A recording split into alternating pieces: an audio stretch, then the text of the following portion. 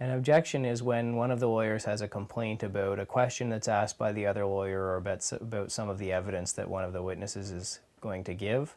And some of the common objections that you might hear are when the witness is about to give evidence that's hearsay, or when the question is irrelevant, or you might hear a lawyer object if a question in direct examination is leading, because in direct examination you can't ask a question that suggests an answer to a witness.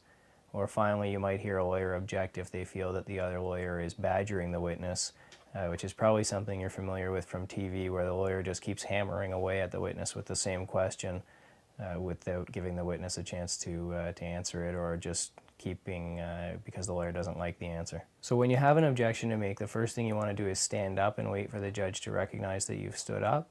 And then once the judge turns to you and gives you an opportunity to speak, you make your objection. And then the other lawyer might respond to the objection and say why they think the question is relevant or why it isn't leading or something like that. And there may be an opportunity for you to respond to that. And the key thing to remember is that all of the exchange should go through the judge. So the two lawyers aren't talking to each other.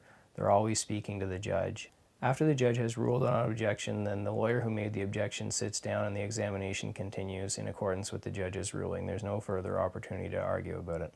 Objections are difficult both for the lawyers and for the judges because it's something that you're doing on the fly, so you really have to respond to the question that's being asked or the evidence that's being given without having much opportunity to think about it.